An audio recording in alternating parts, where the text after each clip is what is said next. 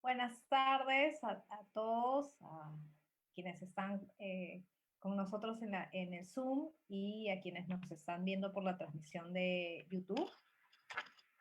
Queremos primero agradecerles por estar con nosotros y por el interés de participar en esta sesión, en este taller sobre criminalidad organizada, corrupción y derechos humanos.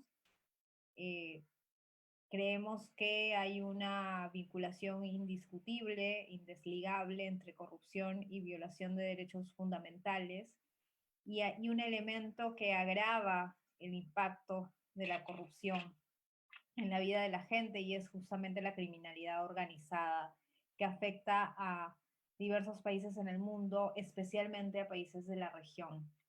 Por eso, esta tarde hemos previsto tener una sesión, un taller, eh, con exposiciones muy importantes para hablar de los casos de México y Perú, dos casos emblemáticos de nuestra región latinoamericana que reflejan cómo se entrecruzan estas tres áreas temáticas, pero además cómo en la vida concreta afectan la vida de nuestras sociedades. Para ello nos van a acompañar Patricia Mayorga desde México, nos va a contar un poco la situación de nuestro país hermano, un país con el que compartimos muchas cosas a nivel cultural y a nivel de la realidad de nuestras coyunturas y de nuestros países y de nuestras culturas. Y luego estarán también Cecilia Guerrero, que es parte del Grupo de Trabajo contra la Corrupción, y el doctor Hugo Cabieses. Eh, yo quiero primero darle la palabra unos minutos a Cruz Silva. Ella es coordinadora del Grupo de Trabajo contra la Corrupción, que es una de las instituciones coorganizadoras del 9º Congreso Peruano y primer Congreso Andino de Derechos Humanos, y que justamente ha previsto tener este espacio y esta sesión para compartir un poco esta realidad. Muchas gracias, querida Gabriela. Bienvenidos todos y todas a esta sesión, a este espacio, a este taller. Agradecer, por supuesto, los esfuerzos de todas las organizaciones, sobre todo de APRODE, que desde hace muchos años vienen realizando ya este espacio para encontrarnos y para hablar de lo que ahora más nos está revelando de su necesidad, que es la lucha contra la corrupción, el control del poder y las formas de evitar que justamente la macrocriminalidad y la economía ilegal venga del poder formal o del poder ilegal, sigan infiltrándose en nuestras instituciones y teniendo un impacto tremendo en los derechos fundamentales, sobre todo de los grupos en situación de vulnerabilidad. Esta idea de poder trabajar estas dinámicas y estas complejidades y cómo se relaciona con el Estado, ya sea para impunidad o ya sea para directa violación de derechos fundamentales, ha sido una permanente preocupación por parte de las organizaciones que organizan este espacio. Entonces, yo agradezco que puedan haber demostrado mucho interés en poder exponer estas dinámicas y, por supuesto, agradezco a nuestras panelistas y también a nuestros comentaristas que se animaron a compartir este escenario, más aún en estos días donde en Perú estamos realmente luchando por recuperar las bases de nuestro sistema democrático. Muchas gracias, Gabriela, por darme la palabra. Gracias, Cruz. Como señalas, es para nosotros importante este espacio, lo habíamos previsto cuando se organizaba la agenda del Congreso, porque creemos importante hacer siempre estos espacios para visibilizar la relación intrínseca entre corrupción y vulneración de derechos fundamentales, con el agregado del crimen organizado, y la coyuntura de los últimos días en el Perú nos ha puesto además un elemento para evidenciar la necesidad de estos espacios, de hacerlos visibles, ¿no? Hay toda una serie de poderes detrás de determinadas decisiones que se toman desde el Estado y que afectan los derechos de todos.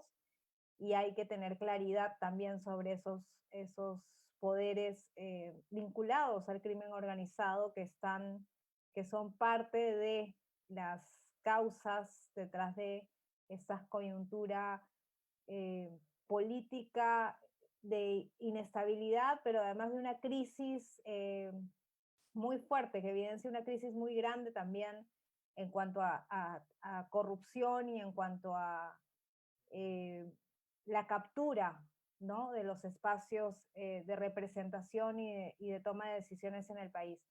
Yo quiero ahora presentar a Patricia Mayorga. Tengo además el placer de decir que es colega, es una periodista de investigación reconocida en México con una amplia trayectoria, especialmente denunciando las violaciones a los derechos fundamentales y los vínculos entre esas redes de economía ilegal, de crimen organizado, de corrupción y de captura de las instancias estatales y de la afectación de la vida de la gente.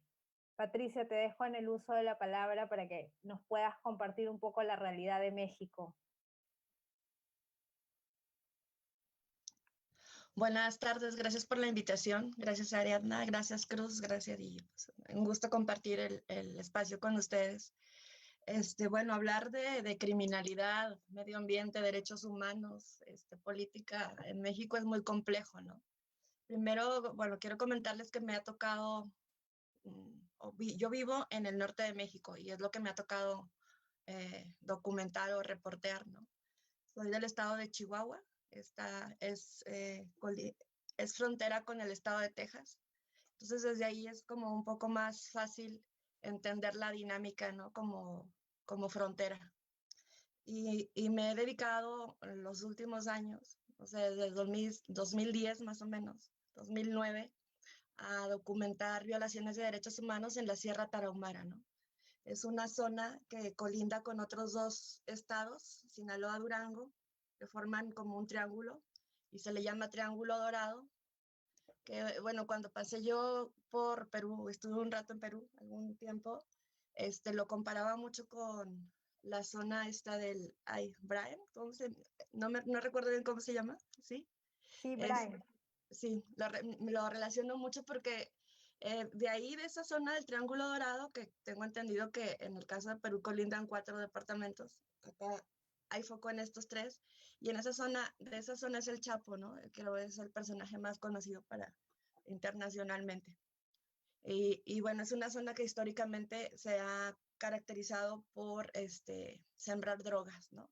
Y aunque no es legal en México, ni siquiera la producción de coca, no es legal ni la marihuana ni la amapola, pues se legitimó durante décadas, ¿no? Y décadas hablo hay quienes hablan desde los años 60, otros desde los años 30, porque como frontera hemos sido muy productivos para Estados Unidos, ¿no? Cuando llega el presidente o el expresidente Felipe Calderón, que es conocido por declarar la presunta guerra al narco, que pues más bien fue una simulación, ¿no? Porque el narco ha crecido, hay más cárteles acá y se han empoderado. Se empezó a ver una dinámica muy distinta de cómo venía trabajando la gente que se dedicaba a esto, ¿no? Al grado de que ahorita, así como para resumirles, hay, pues ya ahorita ya no es ni un tabú, ¿no? Se habla de narcopolítica. O sea, el narco y no solo el narco, el crimen organizado permeó las estructuras gubernamentales en todos los niveles, ¿no? En varios de los niveles. Y eso ha dejado más vulnerables sobre todo a las regiones serranas y a los pueblos indígenas, ¿no? Que ahorita la gran preocupación, aparte de la vida de todos ellos y ellas, es el medio ambiente. ¿Por qué? Porque se los estoy diciendo como a grandes rasgos, ya después lo podemos ir como desmenuzando. Ahorita ya no nada más es el negocio, la droga, ¿no? De unos años para acá, la marihuana ya dejó de ser tan rentable como la amapola, que es de donde sacan la heroína, porque, y coincide con que en Estados Unidos regulan la marihuana o la legalizan en algunos estados, y bueno, ya baja un poco más su costo, y empieza a proliferar mucho la goma, la amapola, ¿no? El procesamiento de esto. Los indígenas son agricultores natos, ¿no? Entonces son como una mano de obra muy potente para este negocio, pero de otros años para acá, no sé, unos 5 más o menos para acá, lo que está ahorita en el del narcotráfico son las drogas sintéticas, ¿no? Entonces eso obviamente impacta la producción de droga, y el fenómeno que se está viendo ahora, yo duré 3 años fuera del país y estuve como monitoreando lo que sucedía, pero ahora que regreso acá a mi tierra, me impacta que el gran negocio es la tala, es la madera, ¿no? Este, y la lógica ahorita de algunos que están viviendo estas consecuencias es que la droga ya dejó de ser el gran negocio o ya ha bajado un poco y han diversificado el negocio, ¿no? En la tala, algunas regiones también con otras plantaciones como la lechuguilla, que es otra plantación un tanto eh, comercial que está ahorita pegando mucho por acá. Y bueno, el problema con las poblaciones acá es que obviamente lo que pelean o lo que pelea el crimen organizado diversificado, ¿no? Es el territorio, ¿no? Tanto el control de una población como para sembrar terror y que no haya denuncias o inhibir o desanimar, ¿no? La protesta social o las mismas denuncias, este, y sobre todo el control de la tierra, ¿no? Porque ahorita están yendo mucho les digo, por la madera, hay grandes hectáreas, grandes municipios en donde desde 2016-17 han estado provocando como para simular que, que fue un incendio y documentarlo como tal, pero previo a esos incendios hay tala, ¿no? Entonces están llevando mucha mercancía. Investigando registro público de la propiedad con la misma gente desplazada, porque hay un desplazamiento terrible por amenazas y pues sí, por homicidios, por desapariciones, y la gente se va, pero investigando se da uno cuenta que, bueno, quienes están detrás de esto son de pronto grupos empresariales y hasta políticos, ¿no? Políticos que de pronto aparecen ahí en el registro público de la propiedad con compras muy recientes en regiones que están siendo eh, desplazadas de manera forzada. Y ahorita el problema en México con el desplazamiento forzado es que no está reconocido oficialmente, ¿no? Sabemos que cuando un país reconoce que hay un desplazamiento forzado, está reconociendo que hay una guerra, ¿no? Y pues México no lo ha reconocido, aunque tenga las características de tal, pero es un problema que no está atendido porque no hay políticas públicas. Si no lo reconocen, pues no hay. A quienes apoyan de pronto de parte del gobierno es porque justifica que está amenazado o porque amenazaron a un familiar y su vida corre riesgo en su tierra y de alguna manera les pagan, no sé, alquiler en otra parte que no sea su comunidad, pero no está atendido de fondo, ¿no? Y no está reconocido y por lo tanto no hay garantías de un retorno seguro para tanta gente. Y entre ellos van muchos periodistas, o vamos muchos periodistas, ¿no? Pero también, sobre todo la gente y las comunidades rurales indígenas, que es lo que muchos de nosotros cubrimos. Y bueno, eso es como lo más doloroso. Eso es en mi estado, pero esto ha permeado inició en el norte, pero ahorita ya está en todo el estado, en todo el país, perdón, en toda la provincia, en todas las regiones. Es un fenómeno que no para, ¿no? Y que pues no se echan las responsabilidades entre autoridades y no está atendido. Es como el resumen más o menos de lo que sucede acá. Gracias, Patricia. Sí, sin duda, realidades muy similares, ¿no? Tú mencionabas esa similitud con la situación del Brain en el Perú, y efectivamente, además, cómo esta situación va trascendiendo, ¿no? De una zona del país y va permeando y trasladándose casi a la integridad del país de diferentes maneras y desde diferentes modalidades de infiltrar, ¿no? el funcionamiento mismo del Estado. Gracias, Patricia. Yo le voy a dar el uso de la palabra ahora a Cecilia Guerrero. Cecilia es investigadora, es miembro del Grupo de Trabajo contra la Corrupción. Justamente Cecilia le pedimos que hiciera ella la exposición sobre Perú porque ha revisado mucho esta vinculación entre diferentes formas de crimen organizado y su vinculación, su infiltración a los espacios políticos. Le doy el uso de la palabra a Cecilia y le doy también, aprovecho para darle la bienvenida a Hugo Cabieses, que será nuestro siguiente expositor.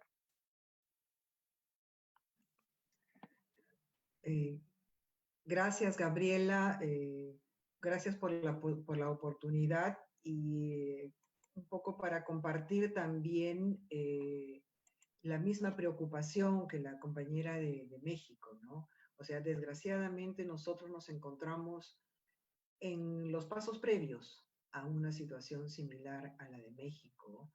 Yo creo que ellos nos sacaron ventaja, pero si es que no resolvemos prontamente este problema, podremos mirarnos en su espejo, ¿no? Y desgraciadamente, ojalá que con la coyuntura actual, que va a significar muy probablemente un retroceso con relación a todo lo que se estaba haciendo en relación con la lucha contra la corrupción. Ojalá esto no sea así, ¿no? Yo quería compartir con ustedes, ¿puedo compartir? ¿Sí? A ver. Compartir con ustedes. Un segundito para darte el permiso. Ya.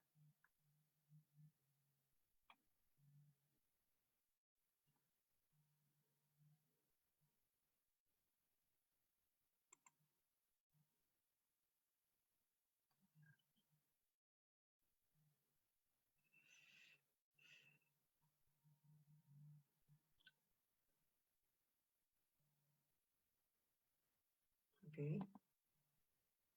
Estoy inhabilitada. Sí, un minutito. Sí, cómo no. Un minutito que te... Willy ahorita te da te hace co-anfitriona para que puedas compartir la pantalla. Un segundo. Ya.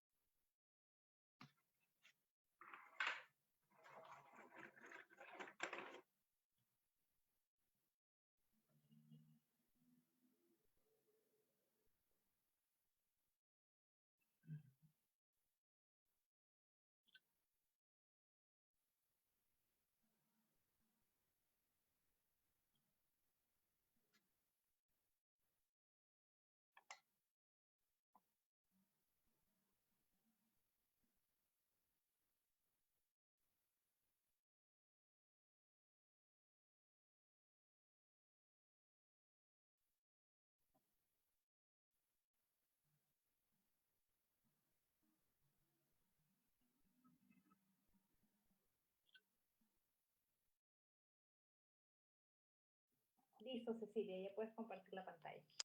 Ya. Listo. A ver. Un segundito. ¿Sí? ¿Estamos?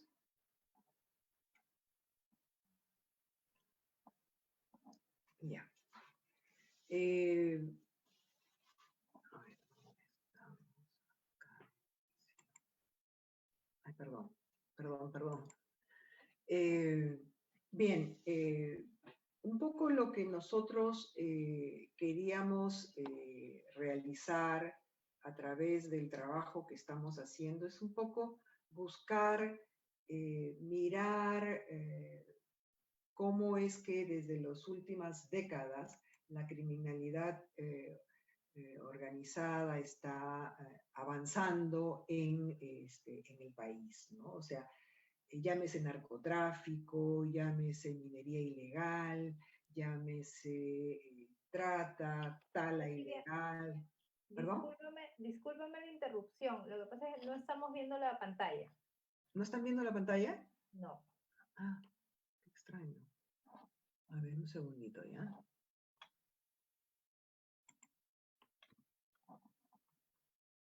A ver. Compartir pantalla. Y ahora. ¿Ahora? No, aún no. ¿Cómo tengo que hacer entonces? Tengo que poner compartir pantalla y después abro mi... Tienes que poner compartir pantalla Ya, abajo. sí. Y abro el PowerPoint, ¿cierto? Ajá. Ahí está. ¿Ya se ve? No. Extraño. Extraño, muy extraño. Pero de repente, Cecilia, si deseas, nos envías tu PPT y te ayudamos a proyectarlo. Sí. Perfecto. Ya. Sí. ¿Te lo mando, Lourdes? Sí, ya. Ya. Te lo mando entonces.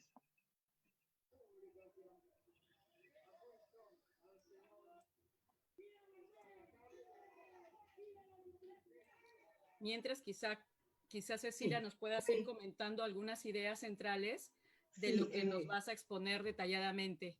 Sí, en realidad lo que quería contarles era, o sea, lo que quería exponerles era un poco eso, ¿no? O sea, cómo en el país, en las últimas décadas, la criminalidad organizada ha ido creciendo y ha ido expandiéndose. Y se encuentra al acecho para tomar el Estado, y por la cantidad de dinero que mueven, su influencia la influencia que tiene escapa incluso a la actividad represiva del Estado y se constituyen en centros de poder paralelo. O sea, considerando de que este es un país con recursos naturales muy vastos, ¿no? En donde la producción de la coca, la minería de oro, por ejemplo, la tala ilegal, la trata de personas, etcétera, están siendo, Gaby, ya tienes para compartir pantalla. están presentes en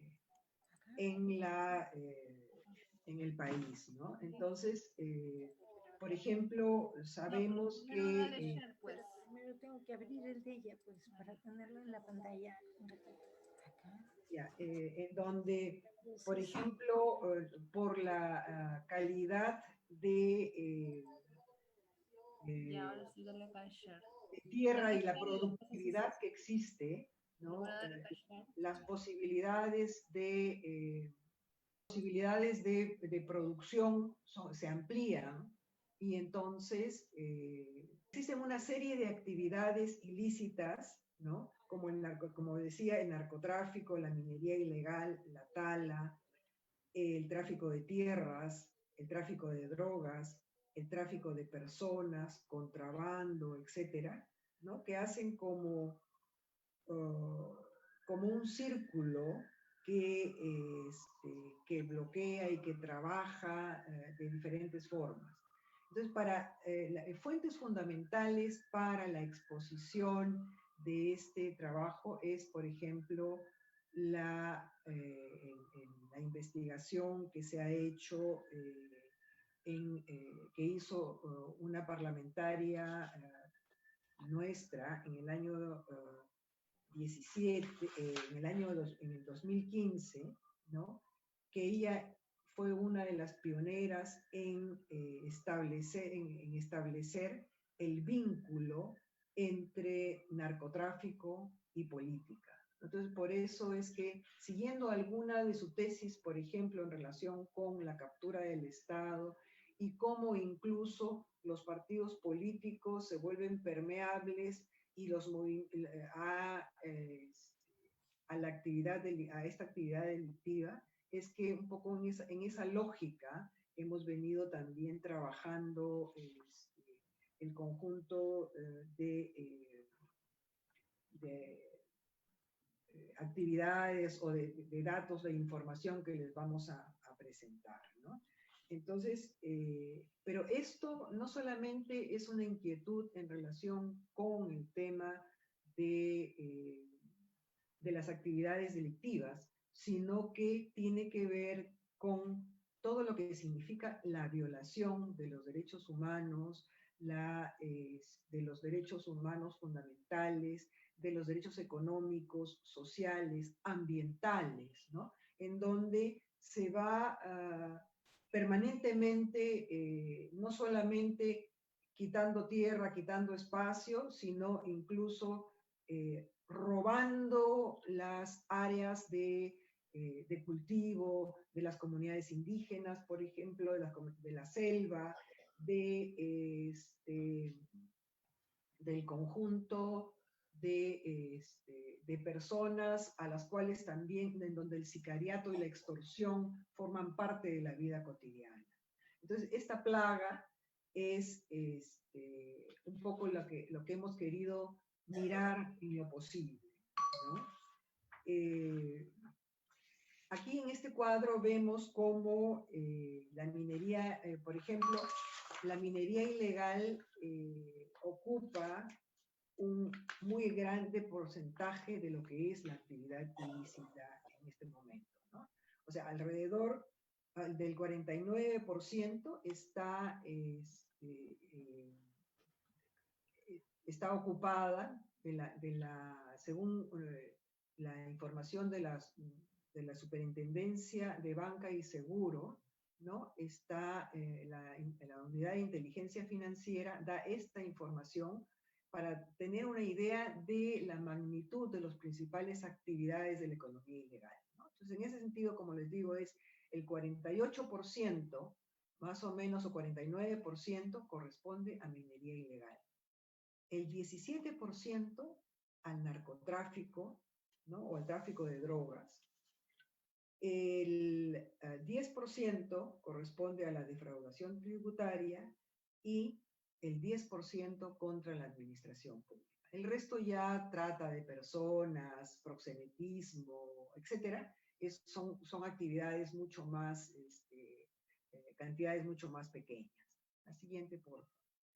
En ese sentido, por ejemplo, en el cuadro anterior habíamos visto cómo es que aparentemente el narcotráfico, la minería ilegal, ¿no? Es la actividad más importante en este momento.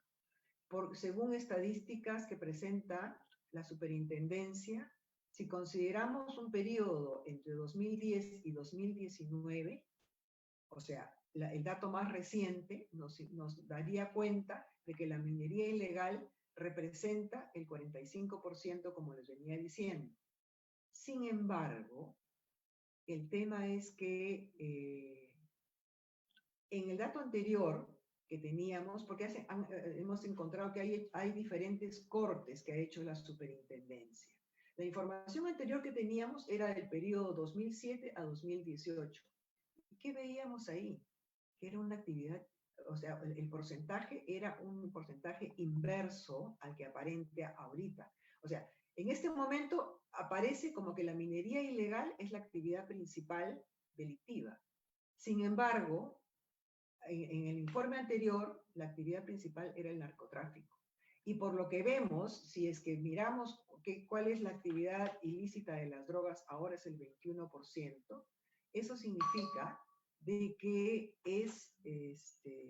que ha cambiado considerablemente el porcentaje, por un lado, el porcentaje de cada una de estas actividades se ha invertido. Entonces, ¿qué cosa podría estar sucediendo, no? ¿Es la situación internacional en donde el oro tiene una gran demanda en este momento? ¿Es que está desapareciendo o bajando la actividad o el consumo del narcotráfico? ¿Es que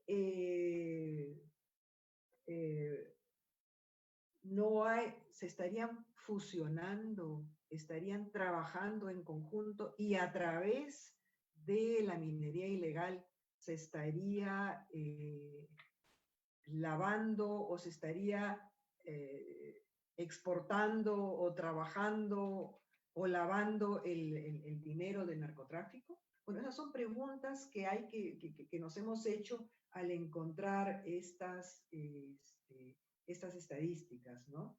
En donde habría que preguntarse, ¿eso quiere decir que se ha pasado a un cambio cualitativo de este tipo de actividades delictivas? ¿O que se están diversificando? En algunas regiones, por ejemplo, los que se dedican a la minería ilegal también se dedican al narcotráfico. Entonces, esas son cosas que hay que seguir trabajando y hay que seguir investigando, ¿no?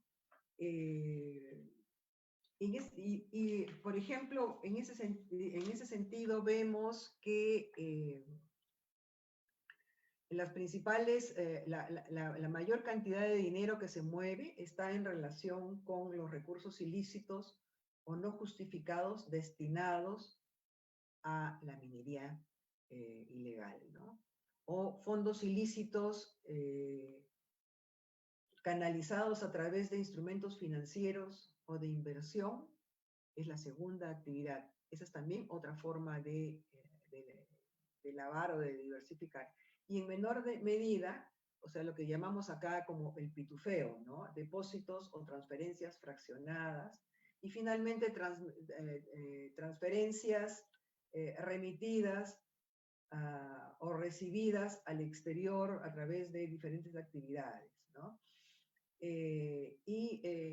Hay reportes, por ejemplo, que indican que la mayor cantidad de reportes sospechosos estarían ubicados en Trujillo, en el norte, en donde se conoce que hay bastante narcotráfico y minería ilegal. En Tacna, en el sur, porque en el sur también es un lugar de exportación hacia Chile, y también en Lima, porque sabemos que tanto el puerto como el aeropuerto del Callao sirven de base para eso, ¿no? En relación, entonces trataremos de ver algunas de estas actividades que les estamos mencionando, ¿no? Entonces, por ejemplo, la distribución y el cultivo de coca, ¿no? En donde consideramos que por ser el Perú un país productor de hoja de coca de alta calidad, y en donde gracias a la tecnología que está siendo muy bien utilizada por los narcotraficantes, ¿no? Se habla de que hay hasta 6 cosechas al año y es sumamente rentable, ¿no? De abastecedores de insumos hemos pasado a convertirnos en productores y exportadores, entrando a una nueva fase de la relación entre el narcotráfico y la política en el país, ¿no? Por otro lado, sigue acá vemos cómo, por ejemplo, según las estadísticas que se conocen, ¿no? Por el estudio del que les hablo del Congreso, nos habla de 2015 y habla de 13 regiones, 34 provincias y 106 distritos donde se cultiva la coca, ¿no? Y en 2017 ya estamos hablando de mayor cantidad de provincias, de 40 y de 135 distritos, ¿no? Luego de eso consideramos de que el interés de estas actividades ilícitas es entrar a la política con los siguientes objetivos: de lograr facilitar la continuación de cualquiera de sus actividades ilícitas, o sea, producción, transformación, almacenamiento, transporte o exportación de droga, y llegado el caso de ser descubiertos o capturados, ¿no? Generar diversos grados de impunidad en las modalidades de archivamiento o exculpación o desaparición de los documentos. y realizará actividades que les permitan lavar el dinero obtenido. Cecilia, disculpa la interrupción, solamente para avisarte, tienes 5 minutos para poder ir cerrando esa parte, después va a haber una segunda ronda y de todas maneras se van a poder complementar ideas. Ya, cómo no. Entonces, en ese sentido, estamos hablando de que existen diferentes zonas zonas cocaleras en el país, ¿no? En donde podemos identificar zonas endémicas o en zonas en pleno desarrollo o zonas en donde se hace el trasiego, zonas de exportación, ¿no? Que son básicamente por vía marítima, por vía terrestre o vía aérea, y zonas de expansión que están básicamente en la selva, en el Brain también o en Puno. La siguiente, por favor.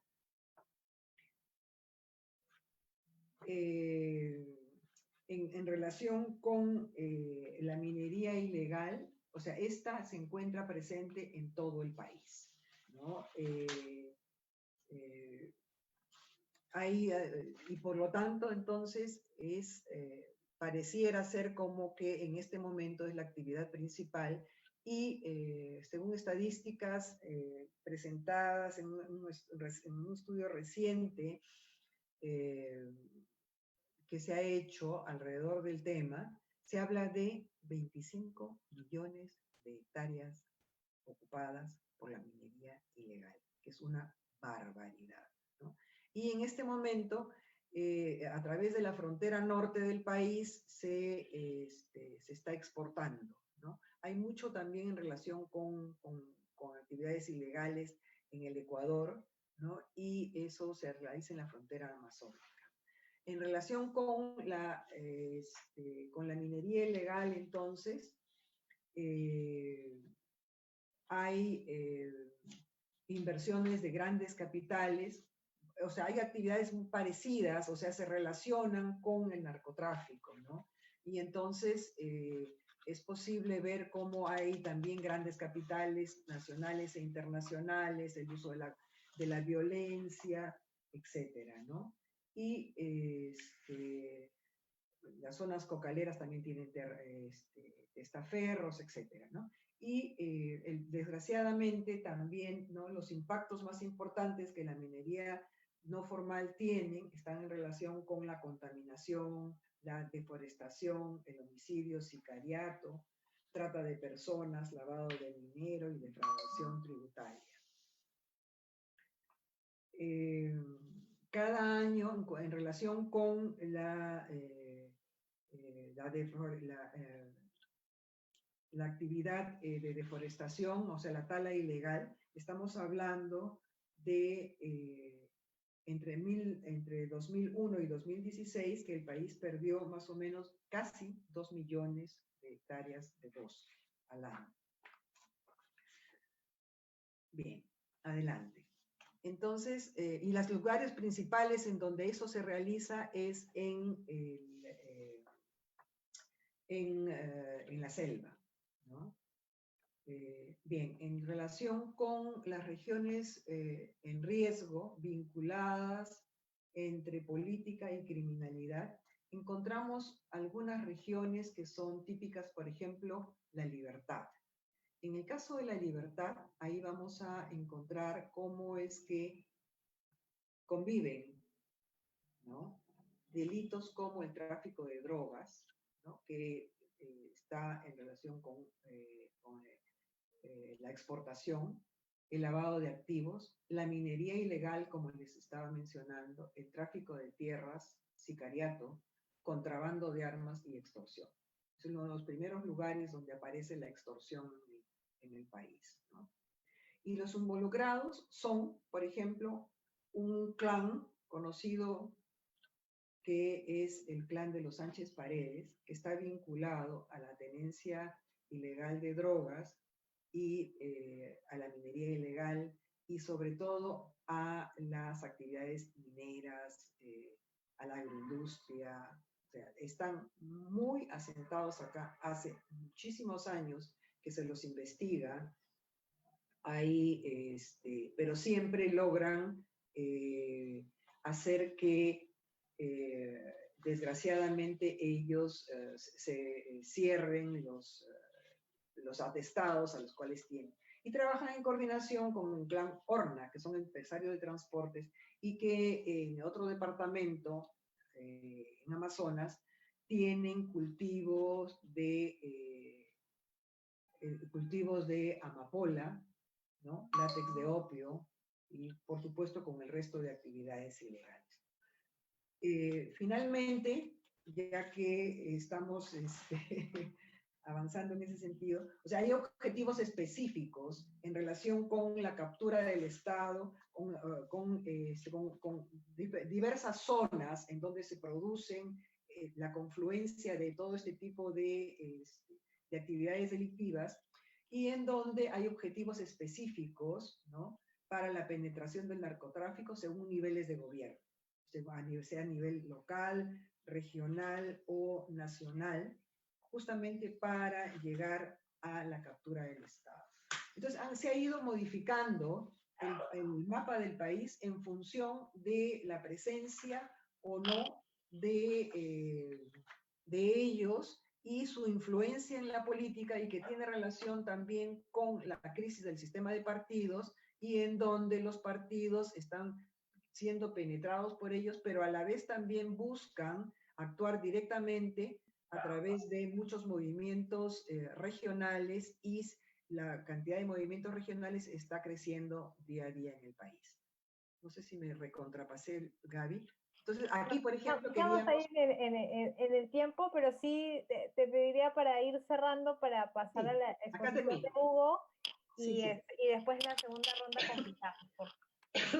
Y en relación con este tema, por ejemplo, que les venía diciendo, ¿no? O sea, la relación que existe entre los partidos políticos y los movimientos regionales, ¿no? O sea, el desplazamiento que ha habido de los partidos políticos, cómo la crisis de los partidos se ha ido expresando en la aparición de movimientos regionales en donde, como vemos acá, por ejemplo, a nivel de lo que son los gobiernos regionales, existe una mayor cantidad en donde los presidentes de los gobiernos regionales son de movimientos regionales y no de partidos políticos.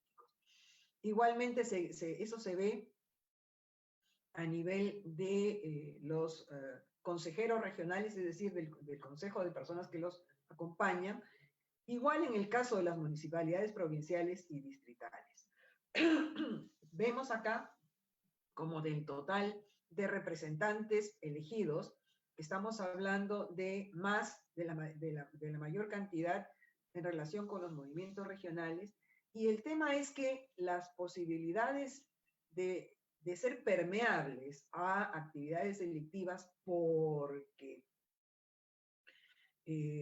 o sea, buscan principalmente a estos sectores, los operadores de las actividades delictivas, buscan estos sectores y muchas veces compran a través del apoyo, del lavado de dinero, del apoyo a campañas electorales, ingresan a través de estos sectores a formar parte o a tomar territorios que cada vez son más amplios, ¿no? Ese sería el problema, y eso está en relación con lo que les decía, ¿no?, con los objetivos específicos a nivel local, regional o nacional que tienen en cada uno de los sectores, ¿no? Por ejemplo, hay departamentos, como en el caso de Amazonas, en donde está básicamente la actividad de la amapola y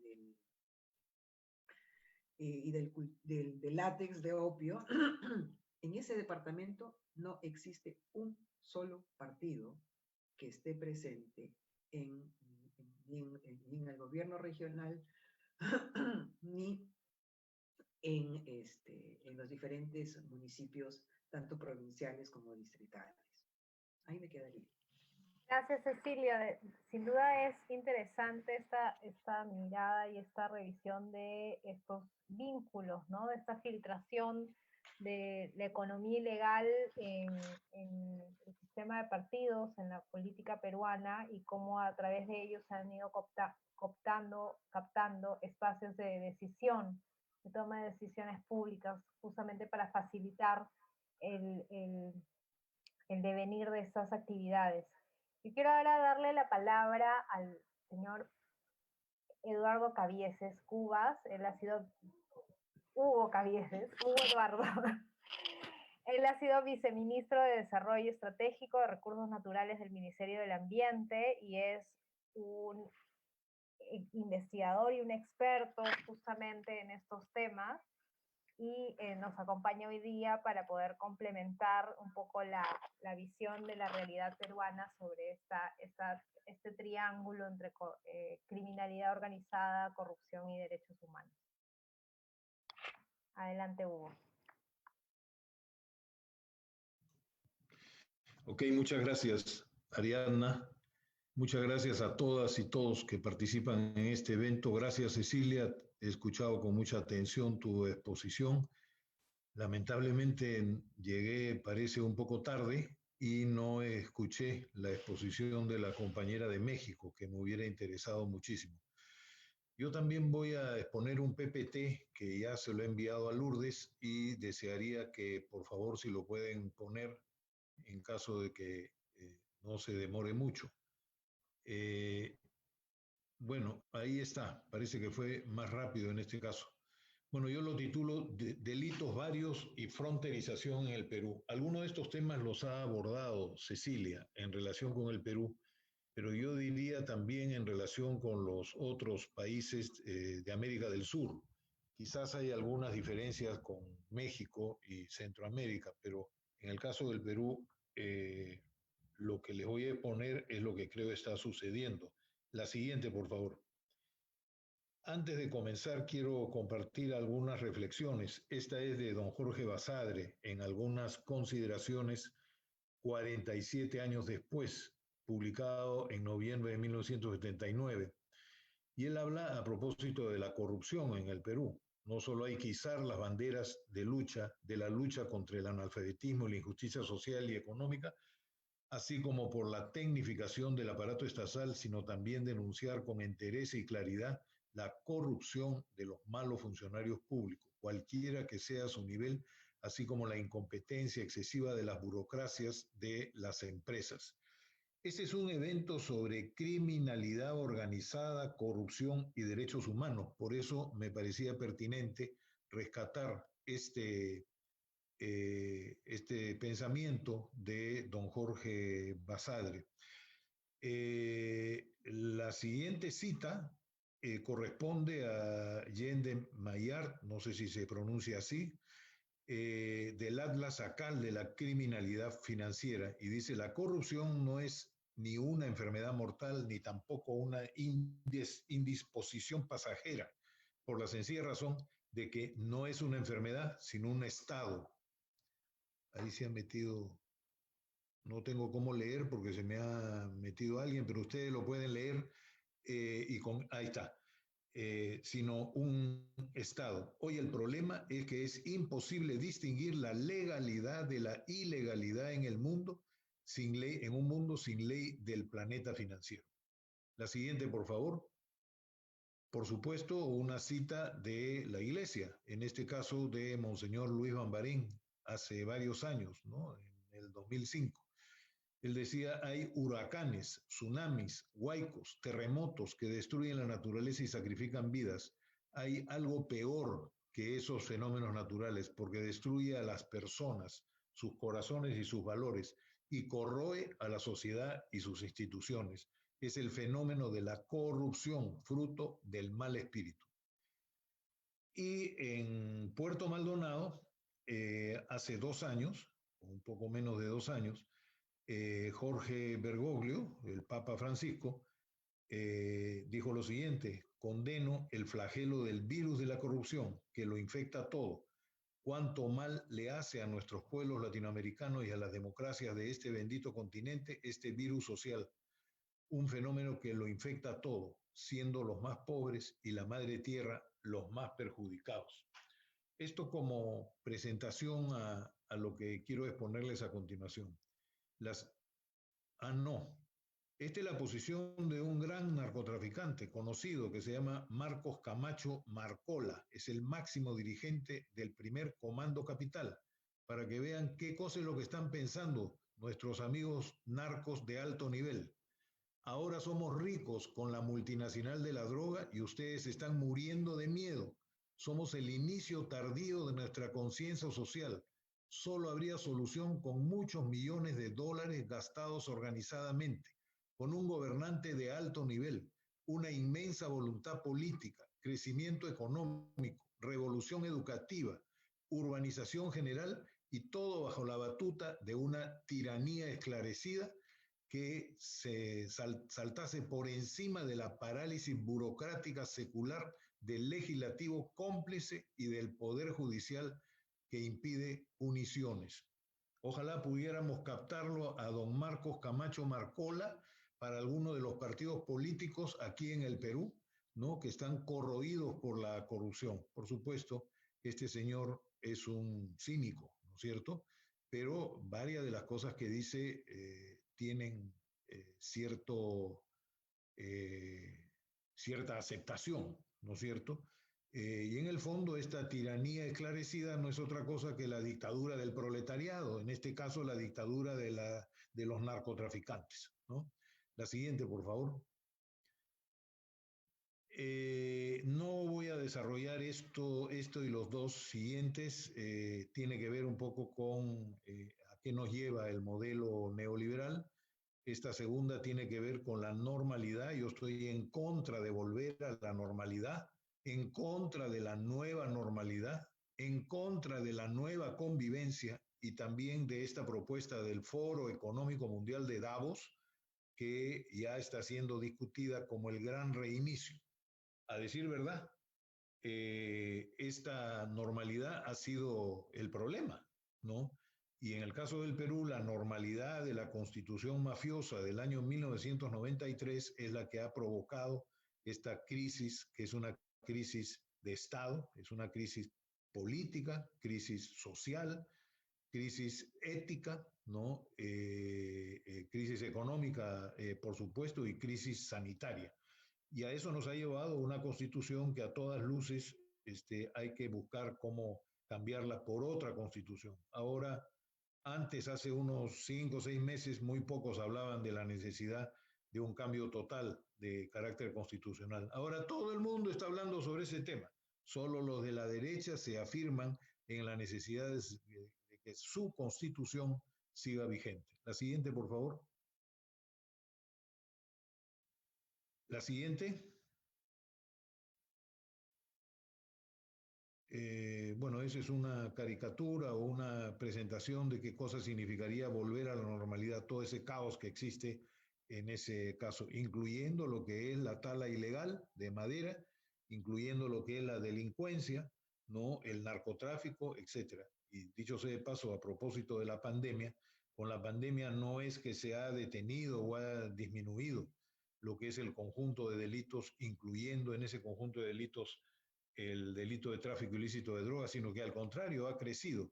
Y si ustedes se meten al Google y buscan Inside Crime, esta ONG norteamericana, financiada por Soros, dicho sea de paso, van a ver la situación, digamos, del desarrollo y el crecimiento durante la pandemia de los diferentes delitos. Ellos no hablan solo de tráfico ilícito de drogas, sino los diversos delitos que están articulados entre sí. La siguiente.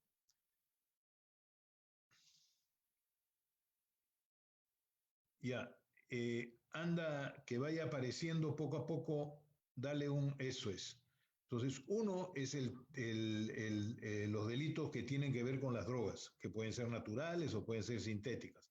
Los delitos humanos, la trata de personas de la que nos hablaba Cecilia, y que eso está debidamente, ¿cómo se llama?, contabilizado en los informes de la Superintendencia de Banca y Seguros. Delitos humanos de niños, de mujeres, hay migraciones, hay tráfico de órganos, digamos, lo que es la esclavitud de trabajo, de bienes, ¿no? Química industrial, tabaco, licores, alimentos, vehículos, electrodomésticos. Esos son el famoso contrabando, ¿no? E incluso sin contrabando al interior de los países, tráfico de todo este tipo de bienes. La siguiente, dale un clic para que aparezca eso que está abajo de bienes. ¿No aparece? Hola.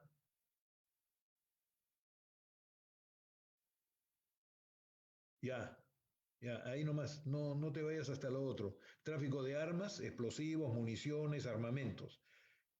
Tráficos financieros, lavado comercial, lavado bursátil, lavado bancario. De capitales, evasión, subvaluación, falsificación. De influencias, por supuesto, esto lo estamos viendo en estos días acá. Nepotismo, colusiones, corrupciones, compra de congresistas, ¿no? Repartijas, etcétera. Y el último puedes darle eso es, y tráficos ideológicos, ¿no? Que tiene que ver con el sectarismo, el racismo, el terrorismo, etcétera. Este conjunto de tráficos, este gráfico es de un gran amigo que se llamaba Eduardo Musso, que falleció en el año 2014. Él hacía siempre unos mapas mentales realmente muy ilustrativos y este gráfico lo hizo en el año 2000-2001. En ese momento, el PBI anual de los diferentes tráficos ilícitos era de 2 millones de millones, es decir, 2 billones de dólares anuales, la suma de todos estos tráficos. Si los desagregamos cada uno, vamos a encontrar que, por ejemplo, en el caso del tráfico de drogas, llegan a 75, 80 mil millones de dólares a nivel planetario.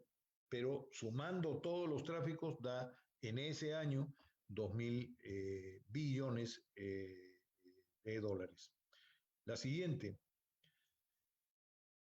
Ahí lo que tenemos es el tráfico ilícito de drogas y la complicación de las diferentes instancias que tienen que ver con esto. Y por lo tanto, al parecer, bueno, la hoja de coca, que es un cohesivo social de uso medicinal, religioso, antifatigante, para gaseosas, infusiones, medicina, etcétera, que eso hay en el Perú y hay en Colombia y en Bolivia, ¿no? Y se cultiva básicamente en Perú, Bolivia y Colombia, en los otros países no.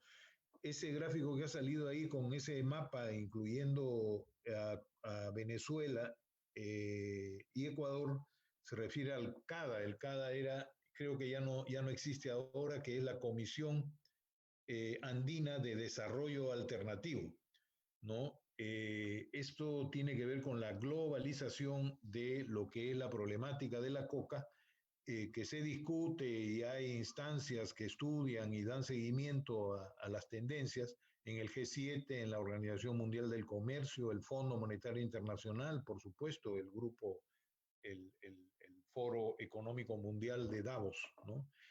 Ahí está en relación a todos los tráficos que hemos visto, ¿no? La siguiente. PBC no es pasta básica de cocaína, sino es Perú, Bolivia y Colombia, por si acaso. La siguiente, por favor.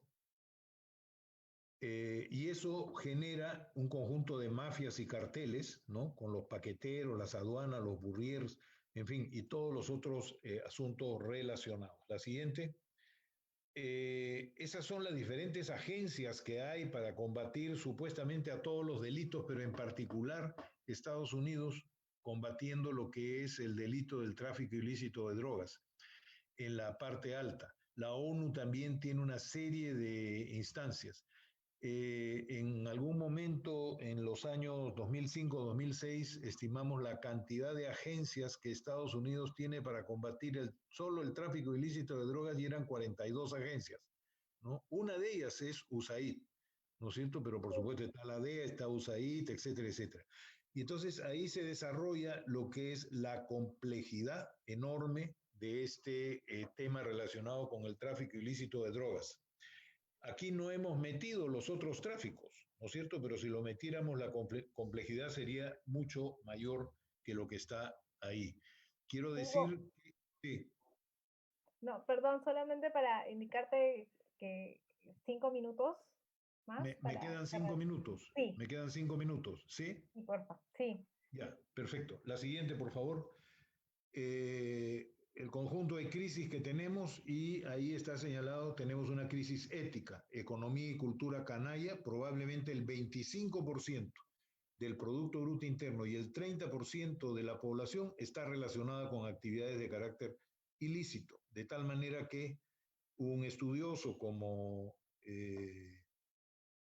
Paco Durán sostiene que en el Perú estamos viviendo en una sociedad, economía y cultura fit. Fit es formal, informal y delincuencial. La siguiente, por favor. La siguiente. Ya. En mi concepto hay... Bueno, ya. No importa. Sigo nomás, sigo nomás, sigo nomás, ya. Eran los 5 azotes. No, no importa. Pasa a la siguiente, no hay problema. Pasa a la siguiente, por favor. Ya. No menos de... No, ya te pasaste de largo. Bueno, no importa. Déjalo ahí nomás. Ya. El... No. Perdonen ustedes, en realidad yo lo manejaría de otra forma, pero en fin, no menos del 25% de la economía mundial y el 30% de la población del planeta es acosada por actividades ilícitas y crimen organizado, no solo por drogas y tráfico ilícito de drogas. En tiempos pandémicos y de crisis económico-financiera productivas, estas actividades se han potenciado, y súbanse al Google y busquen eh, el, la página web que les mencioné hace un rato. Bueno, en tercer lugar, las actividades ilícitas se refugian y desarrollan en las fronteras, que generalmente son porosas, poco pobladas y alejadas de donde se toman las decisiones. Estas actividades depredan los recursos naturales, no solo tráfico ilícito de drogas, ¿no?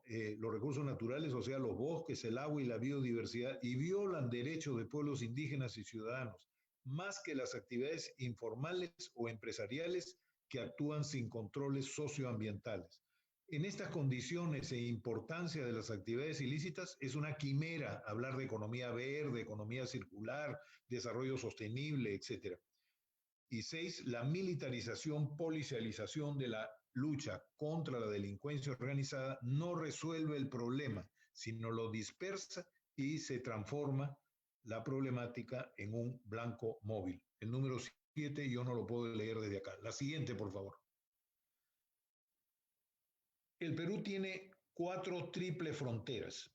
La triple frontera Ecuador, Colombia, Perú y el Codo del Huepí es una. La otra es la triple frontera Colombia, Brasil, Perú en el trapecio amazónico, cada una con sus características. En el primer caso es una zona no te pases, por favor. En el primer caso es una zona militarizada con poca población. Ahí está un poco la población en cada sitio. Están acosados o estaban acosados por el Plan Colombia, las transnacionales petroleras en Ecuador y las empresas mineras en el Perú. Reducida presencia de instituciones civiles de los estados y casi inexistente sociedad.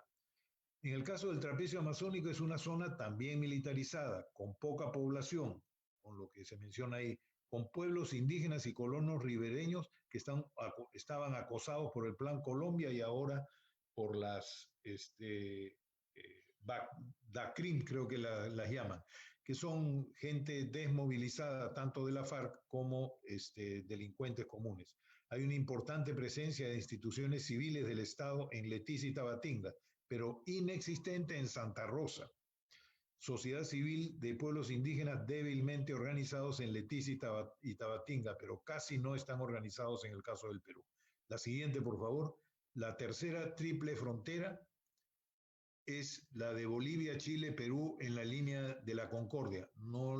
Están ahí los datos, no están en la Amazonía. Y la cuarta triple frontera en Bolivia, Brasil, Perú, en la zona MAP, que se llama Madre de Dios, Acre y Pando. Es una zona no militarizada, con importante población en relación a las otras triple fronteras.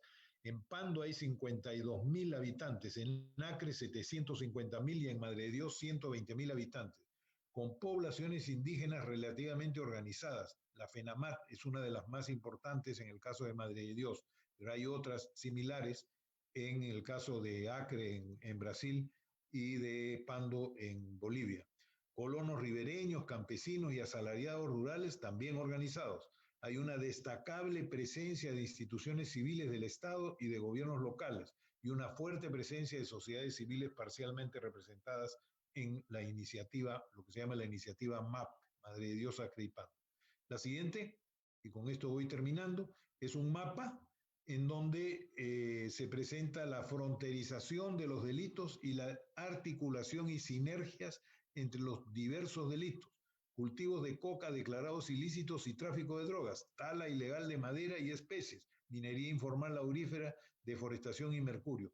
No es que las organizaciones o clanes delincuenciales solo se dedican a una actividad, no existe la especialización, existe la diversificación, incluyendo tráficos diversos como los que menciono abajo, ¿no? Combustibles, mercancías, insumos químicos, armas, biopiratería, lavado de activos, prostitución, trata de personas, etc. El mapa no hace sino querer representar en dónde están estas actividades ilícitas en general. Yo considero que la priorización en el Perú de lo que es el tráfico ilícito de drogas es una agenda que no nos corresponde. Le corresponde, le interesa a los Estados Unidos y a los organismos internacionales, pero no al Perú. El Perú tiene que encarar un problema mucho mayor, que no solo es de tráfico ilícito de drogas, sino de tala ilegal de madera, de minería informal y del conjunto de los otros tráficos. La siguiente. Con esto termino, fíjense. Hasta ahora, en 40 años, ¿no? Lo que ha habido es buscar la solución a estos problemas mediante una fórmula que es tan sencilla que resulta siendo tonta. La fórmula es coca igual clorhidrato de cocaína, igual dólares, igual exportación. Le conseguimos a los campesinos cultivos de coca alternativos y con esto resolvemos el problema.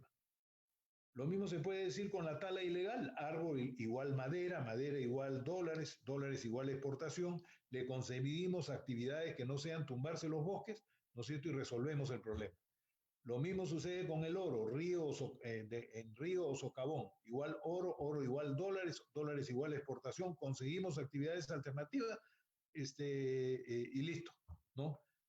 La fórmula es sencilla, lo que pongo al costado, conseguir un producto exportable. Resultado, 40 años de más fracasos. ¿Cuál es el problema? El problema es sociocultural y económico por el lado de la producción y el consumo. Ausencia del Estado, corrupto y con soroche. Tiene soroche porque no le gusta subir a las montañas, ¿no? Ningún trabajo de inteligencia, o muy poco. Políticas antirurales contra los pueblos indígenas y adscritas a las estrategias de las transnacionales y gobiernos extranjeros. Solución, no leo completo, pero en resumen es consultar con los mismos pueblos, con los agricultores sobre las salidas. Ellos saben perfectamente cuáles son las salidas. Y la consulta contra ellos se ha reducido a enviarles a, ¿cómo se llama? La OFECOT y el CORA para la erradicación de coca, para enviarles helicópteros y personas, ¿no es cierto?, que les huelen los, digamos, los aparatos que les sirven a los extractores de oro, bien sea en los ríos o en los socavones. Y lo mismo persecución, ¿no es cierto?, a los taladores de madera.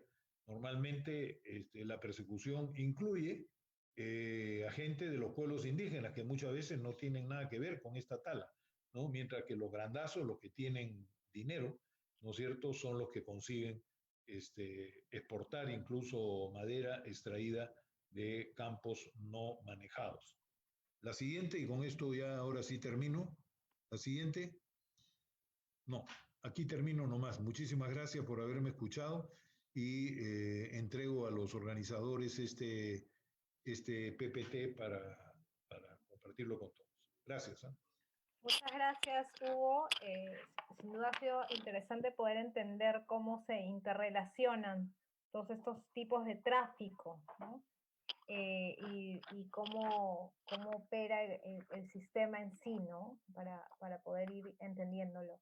Yo les quiero pedir a quienes están viéndonos tanto por YouTube como quienes están en la sala del Zoom, que por favor en los respectivos chats puedan irnos colocando sus preguntas o sus comentarios para la ronda de respuesta de nuestros expositores.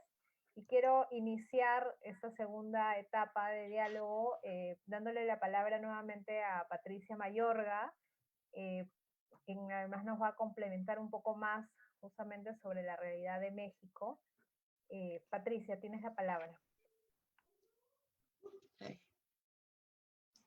Perdón. Listo. Gracias. Bueno, para mí está siendo un deleite escucharlas, porque creo que dentro de todo lo trágico que tenemos como escenarios en nuestros países son esperanza, ¿no? Ahorita comentaban que a lo mejor México lleva delantera a Perú en algunas cuestiones, pero yo también lo veo al revés, ¿no? Creo que ustedes nos pueden, y de hecho, en lo personal a mí Perú y Sudamérica me ha dado mucha luz para mi trabajo, ¿no? Les comento así rápido, cuando empecé como a dar cobertura a la Sierra Tarahumara en el marco de esta guerra contra el narco, pues, fue como un aprendizaje empírico, ¿no? O sea, no teníamos bases como para cubrir una realidad como la que estábamos viviendo y como la que seguimos viviendo, y son escenarios monstruosos, ¿no? O sea, son sobre todo ver cómo los pueblos indígenas son despojados a punta de amenazas, de homicidios, ¿no? Y cómo se enfrentan ellos con esta dignidad y esta fortaleza que distingue a nuestros pueblos, pues, o sea, de los que somos parte, y era muy frustrante, ¿no? Entonces, no sé, 2011 más o menos es cuando me toca documentar este desplazamiento de varios pueblos. Y lo que les puedo ahorita que escuchaba ojalá que tuviéramos nosotros también en México un reporte, un informe como el que ya tienen ustedes armado, pero creo que nos toca hacerlo, ¿no? Porque ahorita estamos en pleno conflicto, estamos en medio de, pues yo le llamo guerra, no será una guerra convencional, pero sí tiene todas las características, salvo que hay, o sea, puesto que hay armas largas, hay gente que se queda en medio del fuego cruzado, ejecuciones extrajudiciales, muchas desapariciones y sobre todo este signo de desplazamiento forzado, ¿no? Que va más allá de despojar a una familia o a comunidades completas de su casa, de sus propiedades, sino también de su ganado y de apropiarse, insisto, del medio ambiente, ¿no? O sea, del agua, del bosque, que eso a mediano plazo o desde ya nos está haciendo un daño colectivo, ¿no? Y se va entretejiendo con la corrupción, con la impunidad, porque la mayoría, o si no es que todos estos casos de desplazamiento forzado, continúan impunes, ¿no? Y ahorita que escuchaba el informe de Hugo, o sea, claro, les comentaba que yo vivo en la frontera norte de México, colindamos con Texas, y pues palpamos muy de cerca el tráfico de armas, ¿no? Se habla mucho del tráfico de drogas, en el que incluso Estados Unidos es muy crítico con México, ¿no? O sea, de que no se regula, hay producción, hay, el principal consumidor ha sido Estados Unidos, pero últimamente también México se ha vuelto un gran consumidor de drogas, pero el tráfico de armas se habla poco, ¿no? Y ese no cesa, o sea, ha habido operativos descubiertos, como si buscan ahí también en Google, Tráfico y Furioso, Rápido y Furioso fue un operativo casi clandestino donde hubo muchas armas que entraron a México como para abastecer esta guerra, ¿no? Ha habido, y hablando como desde el punto de los derechos humanos, claro, hay muy pocas oportunidades, creo que con eso también nos reflejamos mucho como países latinos, pocas oportunidades de la gente y sobre todo en zonas rurales de acceso a educación, a salud, a trabajo, etcétera, ¿no? Y esto es un caldo de cultivo, no solo para el narco, que ahora les decía, ya en México no es un tabú, ya es un narcopolítica, ¿no? Entonces un terreno fértil para que operen con total impunidad. Y ahí, ahorita puedo hablar desde, claro, les hablo de Chihuahua, que es de donde soy, pero en general en Provincia de México se multiplican estos escenarios y cada vez se volvieron más descarados, ¿no? Más cínicos.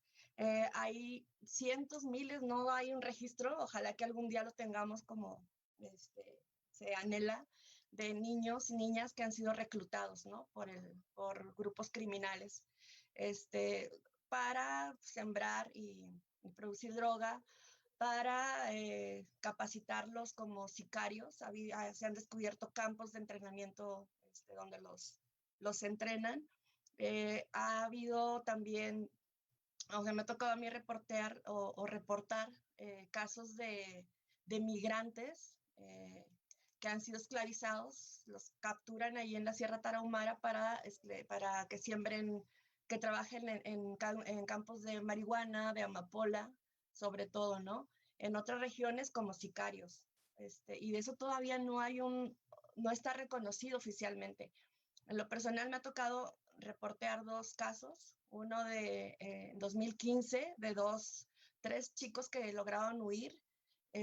2 de ellos interpusieron denuncia ante la Fiscalía de Chihuahua, acá en mi estado, y hasta ahora no ha pasado nada, o sea, quedó archivado, ¿no? Estas personas pues, luchan por rehacer su vida porque son daños psicológicos muy fuertes. Hace 2 años también descubrieron otro campo de cultivo de marihuana, ahí sí intervino la Fiscalía de Chihuahua, para rescatar a 11 personas, 11 hombres que habían sido esclavizados, algunos durante 3 años, ¿no? Entonces, los daños emocionales, psicológicos son muy fuertes de estas personas, ¿no? Y ellos han dado información, o sea, en la Tarahumara y me imagino que también en las regiones de Perú, que son más chicas, se conoce quiénes son los criminales, ¿no? Conocen los nombres de los líderes, conocen, o sea, los conocen todo el mundo, los conozco yo porque me lo han declarado. Y claro, no puede ser que las autoridades no los conozcan, ¿no? Hay un líder que vive enfrente de una iglesia, ¿no? De una parroquia, de una de las poblaciones rurales más conocidas por acá, ¿no? Y que está ubicada como en un corredor comercial de droga, ¿no? Que va hacia Sinaloa y luego a Estados Unidos. Entonces son como, en medio como de toda esta maraña vivimos, ¿no? El rol de la mujer en medio de este crimen organizado, que sí, cada vez la mujer también es más tomada en cuenta por estos grupos delictivos, y han escalado peldaños, ¿no? Pero como para ser jefas de patrulla, le llaman ellas, como de pequeñas células criminales, pero es muy, muy poco, ¿no? Más bien la mujer está siendo utilizada como botín de guerra, o la secuestran, o ante la falta de oportunidades también se enganchan, ¿no? Igual que muchos adolescentes, que muchos niños. Les digo, estamos como en pleno conflicto, en plena guerra, por llamarle así, y es difícil ahorita atender, que sí hay quienes lo hacen, pero creo que todavía nos falta mucho camino como para tener un informe como el que presentó Hugo, como el que presentó Ceci, ¿no? Estamos como en medio de todo esto. Pero por decir, les comentaba ahorita que a mí me tocó estar un rato en Perú, también por cuestión de seguridad tuve que salir del país y estuve allá en total, una parte de 6 meses, otra como 1 año o 2 meses. Y claro, la mirada periodística pues no se va, ¿no? Entonces, el regresar a mi tierra, después de estar allá y de observar todo lo que tenían y de convivir sobre todo con IDL reporteros, con Cruz, con todo el equipo de periodistas, para mí me dio como otra visión, ¿no? Ahora que regresé a mi tierra. Entonces ya llegas y te plantas, o bueno, me toca como no solo observar toda esta violación de derechos humanos, porque lo primero que quiere uno es que la gente se salve, ¿no? O sea, yo llegaba de las primeras coberturas, decía, es que van a exterminar a los grupos indígenas, ¿no? Ya después va entendiendo uno que no va a ser así, son pueblos muy fuertes, pero, o sea, es un dolor inmenso, ¿no? Y ya en este regreso, con esta mirada, es como decir, bueno, se van ellos, hay dolor, su vida cambia, o sea, va a haber una transformación, obviamente, del país y sobre todo de los pueblos indígenas, pero ¿qué pasa con su bosque, no? O sea, porque a ellos no les duele solo su tierra o su vehículo o su ganado, sino su bosque, que es lo que ellos cuidan, ¿no? Que es la cosmovisión en general del pueblo indígena o de los pueblos indígenas. ¿Qué pasa con esto? Pues en la medida que me fui adentrando en este lapso que llevo acá, se va dando una cuenta de lo que les comentaba, o sea, cómo en estos lugares donde ha habido desplazados, ¿no? Y que me ha tocado hablar con varios, van reportando, bueno, ahí me hizo el favor de pasar algunas notas que han salido. Esta nota de la Tarahumara bajo el yugo fue como de 2012, 13, fue de las primeras, los primeros reportajes, 16, pero esa información la vine recabando desde tiempo atrás, y es como la denuncia de derechos humanos, ¿no? Y ahorita en otras que pasarán, es como lo que observo ahora es la necesidad de poner el foco justo en qué está pasando con sus bosques, ¿no? Qué está pasando con su territorio, que tiene un impacto ambiental terrible. Porque si bien, bueno, se han usado para sembrar marihuana, amapola, dentro de todo requieren esos cultivos un cuidado del bosque, ¿no? Pero ahora, también les comentaba en la primera parte que lo que se observa es que como ha bajado mucho la producción o el costo de estas drogas, amapola, marihuana, amapola que es de la que se produce la heroína. ¿Por qué? Porque está mucho en auge acá. La principal guerra ahorita aquí es por las drogas sintéticas. Entonces va bajando, ¿no? Y claro, estos grupos delictivos que operan en la Tarahumara se han diversificado y ahorita están con el lavado de dinero a través de la madera, ¿no? De la tala clandestina. Y también del alcohol clandestino. Eso se está viendo mucho acá, o sea, muchísimo. Incluso con dinero público, con dinero que de pronto les llega ahora con el gobierno de Andrés Manuel López Obrador, trae como política dar dinero a los más pobres, sin intermediarios, pero sin una base social, ¿no? Entonces, si llegas de pronto a darle como todo este dinero a estas comunidades que de pronto no tienen mayor oportunidades, les decía, educación, salud, laboral, pues el consumo de alcohol ha aumentado muchísimo. Y sobre todo, les decía, la tala clandestina, que conforme nos hemos adentrado en la investigación de lo que ha sucedido con sus bosques, este es reciente, es el más reciente, que apareció publicado en Mongabay, pues ahí es cómo es la afectación del bosque. Ahí en este reportaje, si tienen la oportunidad de buscarlo, habla de cómo por lo menos 4 municipios de la sierra han tenido de 4 a 5 años sin aprovechamiento forestal porque el líder narco de ahí, y eso está confirmado por autoridades y por los mismos desplazados, ordenó que nadie saca, y no hay aprovechamiento forestal ni para bien ni para mal, ¿no? O sea, ni legal ni ilegal, porque lo ordenó. ¿Por qué? Porque están haciendo espacio para sembrar la amapola. Pero esto habla del liderazgo que tiene el crimen organizado, y obviamente este líder pues no solo se dedica a eso, ¿no? O sea, está acusado públicamente de homicidios, es uno de los más buscados en la entidad, ¿no? Y así está como boletinado, así está, hay pesquisas, ¿no? Para atraparlo, y él es uno de los que vive, les digo, enfrente de una iglesia, ¿no? De una comunidad de ella, todo el mundo sabe menos las autoridades, ¿no? Y está haciendo daño, no sé, mínimo hace 8 años, inició su vida delictiva a los 18, o sea, es como la misma historia en muchos casos del Chapo, ¿no? Que no tiene estudios, del Chapo Guzmán, no tiene estudios, era de un rancho, no hay oportunidades, se legitimó y se normalizó el cultivo y siembra de droga, se engancha con jefes, el narco que ahora es y que está detenido, ¿no? Pero su cártel sigue muy activo y otros muchos más. En el caso de los indígenas, otra cuestión que les quería comentar, han sido igual que en Perú, igual que en América Latina, igual que en muchas partes donde hay pueblos indígenas, históricamente discriminados, ¿no? Entonces, un sacerdote y gente de acá de la Sierra Tarahumara, la lectura que le daban es que, claro, o sea, como llegan grupos sólidos, que nadie toca, porque las autoridades no las toca, la impunidad acá es garrafal, ¿no? Más del 90% en la mayoría de los delitos. Entonces, llegan a cooptar voluntades, algunos lo reclutan a fuerzas, otros no, porque no requieren hacerlo a fuerza. ¿Por qué? Porque se reflejan en ciertos grupos, encuentran cierta identidad dentro de un grupo. Esta casa que está pasando ahorita en pantalla, la de arriba, esa es de una familia indígena que apenas estaba ahí construyendo y que fue desplazada en 2015, ¿no? Toda la familia, porque se resistió a que sus jóvenes fueran reclutados por el narco. Entonces, no les quedó otra. Ese es uno de los municipios donde ahorita no hay aprovechamiento forestal y que dejaron todo abandonado. Intentaron regresar hace 2 años, y en ese regreso, junto con otra comunidad,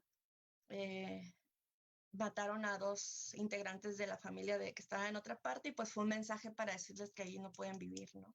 Es muy burdo. Ese caso está ahorita en espera en la Comisión Interamericana de Derechos Humanos. Es el único de cientos, miles, no sé, de personas indígenas que están desplazadas y que no se sabe, ¿no? En este caso se sabe porque el líder acudió a organizaciones civiles y lograron poner la denuncia y hacer el camino, pero es hora de que no pueden regresar, ¿no? Les decía de los niños, niñas, sobre todo jóvenes, que no pueden, que son reclutados, entonces se convierten en algo así como soldados ideales. ¿Por qué? Porque saben el idioma, reconocen el territorio, ¿no? A la hora que quieren, pues, por decir así, se ponen como, se disfrazan de narcos, o si no, pues se pasan por un indígena normal, ¿no? Está como muy, muy complejo. Y no se van de su región justo por eso, porque es como reafirmarse con esta identidad de que soy alguien, ¿no? O sea, valgo y soy importante. ¿Por qué? Porque ya tengo camioneta, o porque ya tengo un arma, o porque tengo dinero, o porque tengo un reconocimiento de cierto grupo, ¿no? Les decía, es muy, muy complejo. Y por otro lado, claro, la mayoría de los indígenas que están defendiendo esta cosmovisión, ¿no? Patricia, Sí, disculpa la interrupción, porfa, un minuto para cerrar. claro. Y bueno, sí es dejarles ese mensaje que la mayoría de los pueblos indígenas están como luchando contra todo para resguardar su medio ambiente, ¿no? Que yo creo que esa es la principal preocupación y debería ser de todas y de todos. Y eso justo es lo que yo veo muy, muy reflejado, muy similar a lo que sucede también en Sudamérica y Centroamérica. Muchas gracias, Gaby. Gracias, Patricia. Sin duda una realidad bien grave, ¿no es cierto? Y bien fuerte, y además algo que mencionabas tú al final, ¿no? Hay cientos de familias desplazadas por además la autoridad que ejerce el narco en varias zonas de México es ya casi es abierta, ¿no? Sobre el poder estatal, digamos. Pero de todas esas familias desplazadas es un solo caso que está ante la CIDH, a pesar de que se sabe quiénes son los que operan, ¿no? Hay algunos comentarios, algunas preguntas. Voy a empezar con aquellas dirigidas a Hugo Cabieses. Preguntan aquí los asistentes si podría dar su opinión sobre el tema de desarrollo alternativo y específicamente sobre esta modalidad en la que algunos productores agrarios han conformado cooperativas de café y de cacao como desarrollo alternativo con apoyo de entidades como USAID, ¿no? Y muchas de las cuales, dice el comentario, son exitosos y exportan sus productos, ¿no? Sellos orgánicos y demás. ¿Cuál es su opinión sobre esta forma de desarrollo alternativo? Y también un poco preguntarle justamente sobre si podía desarrollar ese concepto que mencionó en una de las diapositivas sobre las 5B y este diálogo que debería haber con las comunidades frente a una política más bien de imponer a la OFECOT y a la destrucción de los cultivos, ¿no? Entonces le doy la palabra al doctor Cabezas para que pueda responder a estos comentarios.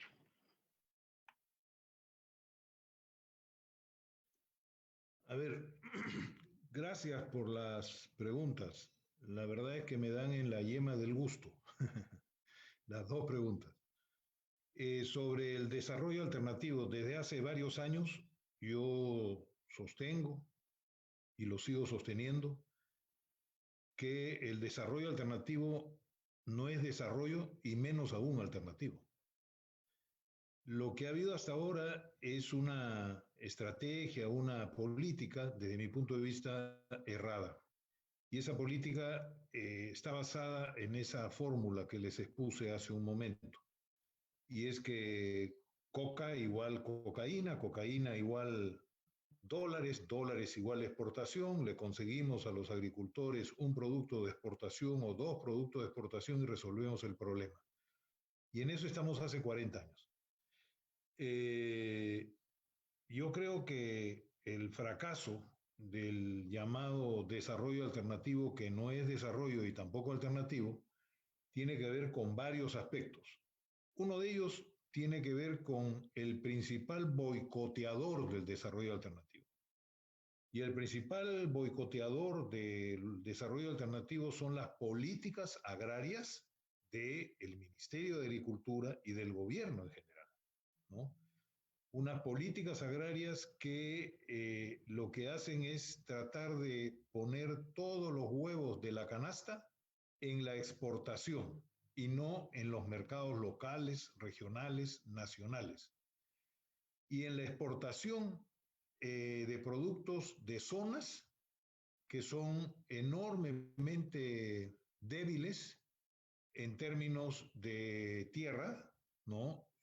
Son poco productivas, aunque parezca mentira, porque uno va a las zonas donde se cultiva coca y todo es verde, pero la capacidad de esos suelos son suelos con poca capacidad para agricultura de exportación en grandes cantidades. Y lo que recomiendan, los que promueven este esquema, es cultivar café, cultivar cacao, cultivar palma aceitera y 2 o 3 productos más. Es decir, reiterar el concepto equivocado de buscar un producto motor en una región en donde lo que hay que buscar son actividades económicas diversas, no una ni dos actividades económicas. Y actividades económicas, digo, no solo actividades agrícolas, o sea, no solo agricultura, también manejo de bosques, también manejo de aguas o de piscicultura, ¿no es cierto? También manejo de ganadería, principalmente ganadería menor, ¿no es cierto?, adecuada a estos lugares, ¿no? De tal manera que la economía realmente alternativa y que sea sostenible en esas regiones pueda tener viabilidad para los agricultores, en donde la mayoría de ellos no son de las zonas, sino que son migrantes de la zona de la selva. Un tercer elemento, y hasta ahí un cuarto, un tercer elemento tiene que ver con no solo la monoproducción y su orientación hacia la exportación, sino que son productos que no son adecuados para la ecología de esas zonas. Y resulta que la imposición por parte de la cooperación internacional y las políticas agrarias inexistentes del gobierno, esta imposición hace que primero tumben bosque para que en ese bosque puedan cultivar estos productos extensivos. Y por supuesto, buscan la asociatividad, pero hay de usted si es que plantea la necesidad de cooperativas. El compañero que ha hecho la pregunta me pregunta sobre las cooperativas de café y cacao. Yo soy un gran defensor de esas cooperativas. Esas cooperativas se han hecho a pesar del gobierno, a pesar de la política, de las políticas agrícolas de los diferentes gobiernos.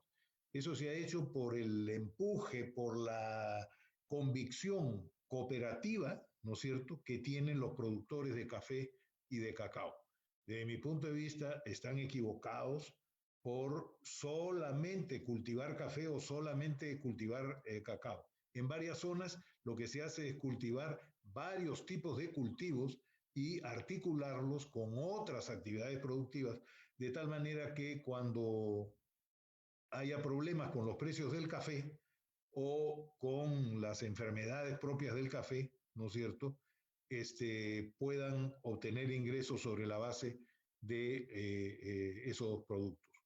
Quiero señalar una última cosa. En mi trayectoria profesional, ¿no es cierto?, yo he sido y soy un gran defensor de lo que es el uso tradicional de la hoja de coca y su posible industrialización benéfica.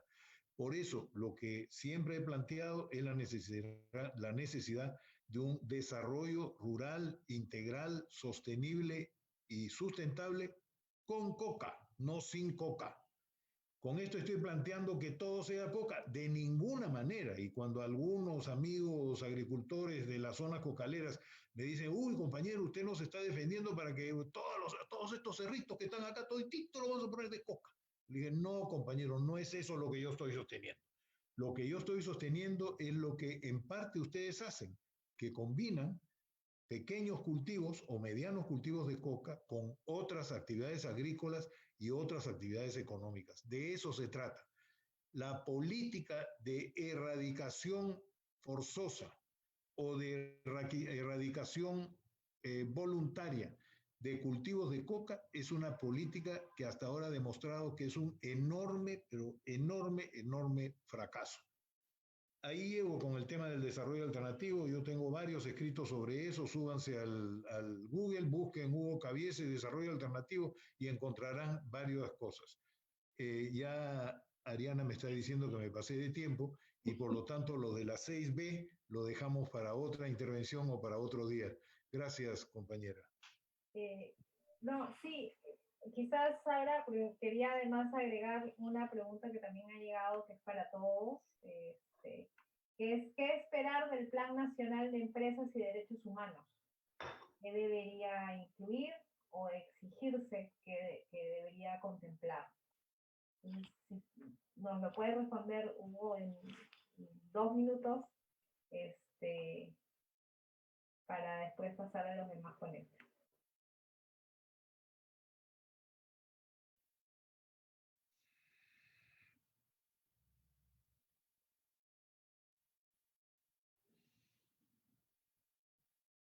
Disculpa, ¿a quién le estás preguntando? ¿A mí? No. Sí, Hugo, sí, No, yo pensé que alguna otra persona quisiera No, intervenir sobre esto. no, La pregunta va dirigida a mí. sí, quería darte la palabra porque es una pregunta que va dirigida a todos. Entonces, sí Ya. quería darte para que pudieras también responderla, no dejarte fuera.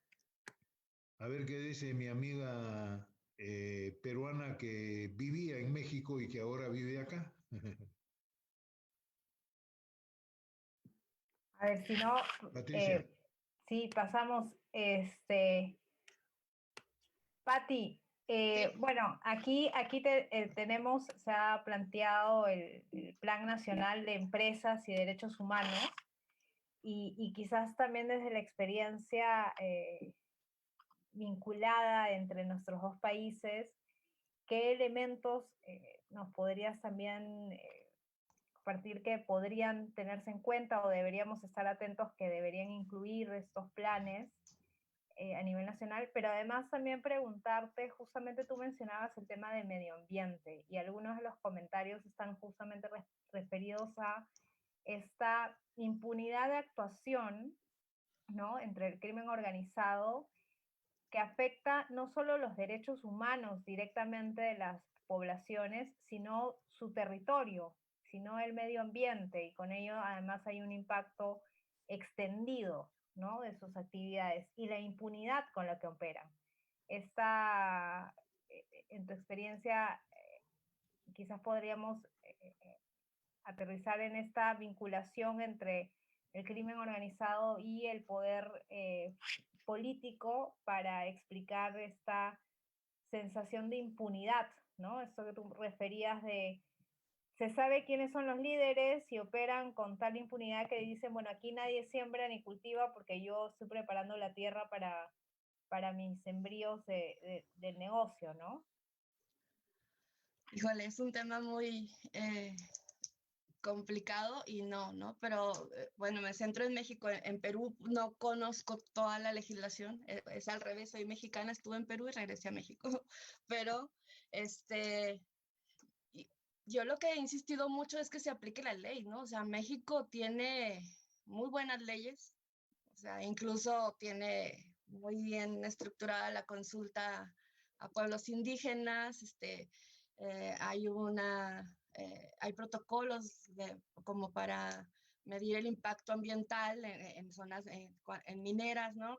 Cuando llegan mineras, cuando llegan empresas extractivistas, cuando hay gasoductos, pero el crimen organizado no son grupos monstruosos sin rostro, ¿no? El rostro está muy claro, o sea, el crimen organizado también son los políticos que permiten toda esta impunidad, ¿no? Y justo por eso no funcionan estas leyes, ¿no? Por eso no se aplican, ¿no? Y sobre todo también son los empresarios, que muchas veces, que ahorita cada vez más son más empresarios los que son candidatos a todos los cargos públicos, ¿no? Es muy perverso el sistema que hay acá, o sea, por leyes no paramos. El problema creo que en México, no sé, en Perú es cómo nos organizamos. Les cuento rápido así una anécdota que ahorita la traigo como atravesada, una anécdota, un caso. Ayer hablo con una comunidad indígena que nos dice, nos están amenazando, nos quieren matar porque no estamos dejando que talen el bosque porque no tienen permiso. Estos señores, ellos les llaman los malos, para mí los hombres armados que van y que son la cara maldita contra estos pueblos, son el brazo armado de políticos y de empresarios, o sea, no hay más, ¿no? Y aparte viajamos a México, ¿no? O sea, batallaron mucho bueno, se les dificultó ya hablarme por teléfono, vamos a México, le expusimos todo y hoy me mandan la respuesta del gobierno federal donde les dice, el tema de vivienda lo ven con tal instancia, pero en el gobierno de Chihuahua. Es total, pero lo que corresponde a salvar su vida, dice, no, pues es que pongan la denuncia en el gobierno de Chihuahua. Cuando se trata de delitos federales, porque está actuando el crimen organizado, porque hay un tema ambiental, entonces es frustrante, ¿no? O sea, y se los manden en una hoja membretada del gobierno federal, ¿no? Entonces, ¿qué puedes esperar, no? O sea, el punto acá creo que en México es cómo entendemos que no tenemos un monstruo de 1000 cabezas sin rostro, sino sí es de 1000 cabezas, pero con muchos rostros, y cómo nos organizamos, ¿no? Cómo aprendemos de Perú, cómo aprendemos de Bolivia, de Ecuador, de Colombia, o sea, porque en algunas cosas vamos adelante, en otras ustedes, o sea, pero somos una región, ¿no? Y el impacto es para todas y para todos, o sea, es el medio ambiente y son vidas humanas. Gracias, Patricia. Es bien importante esto último que dices, ¿no? El entender que no es un tema local, sino es un tema que nos cruza y que, como explicaba Hugo en su exposición, son diferentes tipos de tráfico y de criminalidad las que cruza y que hay que mirarlas de esa manera, ¿no? Finalmente, Cecilia, para preguntarte también un poco, tú nos dabas la mirada de esa vinculación política y criminalidad organizada, esta relación entre los clanes y las agrupaciones regionales, locales y nacionales, que cada vez ha ido siendo más evidente y que en el caso del Perú efectivamente hay varias investigaciones que ya daban cuenta de algunos de estos operadores que además han ido en los últimos años obteniendo cargos cada vez más altos, ¿no? Hemos tenido congresistas que están vinculados a los clanes, familias enteras que lideran agrupaciones políticas. Y hoy tenemos una coyuntura que también refleja esos poderes y esos grupos, ¿no? Y ahí yo quería vincularlo justamente a un comentario que se había hecho de los participantes, que tiene que ver con esto de la impunidad, ¿no? Se señala, las leyes protegen a los delincuentes y no hay normas que hagan que uno pague realmente en la magnitud del daño que causa. Esto se explica por esta relación que tú señalabas, ¿no es cierto?, de crimen y política. Sí, gracias, Gaby. Sí, primero reconocer el testimonio de Patricia, ¿no? Me parece sumamente valioso poder, con el relato de ella, hasta tocar esa experiencia, ¿no? Y en ese sentido, y el valor de haber podido en esas condiciones empezar a denunciar, a trabajar el tema, a regresar, a mirarlo con otros ojos, ¿no? En primer lugar. En segundo lugar, con relación a lo que me preguntas y también lo que estaba contando, lo que nos estaba exponiendo Hugo, ¿no? Efectivamente, digamos que en un primer momento el narcotráfico como que se presenta buscando testaferros, ¿no? Buscando sus interlocutores que puedan estar presentes en determinado territorio para poder actuar. Pero en la medida en que se van desarrollando, se van asentando, van creciendo, ¿no? Y no solamente viviendo ellos solos, independientes, individuales, en su pequeña isla, sino si uno superpone los mapas de la ubicación territorial de estas diferentes formas de criminalidad organizada, vamos a encontrar de que coinciden. Entonces, en ese sentido, van juntas un conjunto de actividades que tienen que ver también con lo que significa el objetivo final, ¿no? El objetivo de la captura del Estado.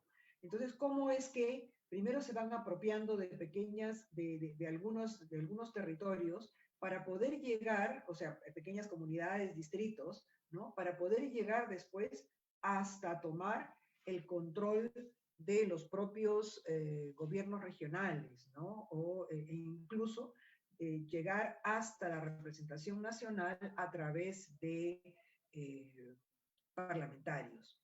Entonces, es así, por ejemplo, cómo es que a nivel local tienen intereses concretos, lo que les decía, ¿no? O sea, cómo ellos tienen objetivos específicos en relación con los niveles de gobierno. O sea, por ejemplo, para el nivel local, ¿no? Ellos, las autoridades que ellos logran imponer, ¿no? Buscan garantizar el funcionamiento de la infraestructura para el acopio, para poder transitar, para poderse mover con libertad, garantizar la conectividad y garantizar el mal funcionamiento del control policial en las carreteras y en las trochas para poder trasladar sus productos ilícitos, ¿no? E influir de esa medida hacia la policía y el poder judicial.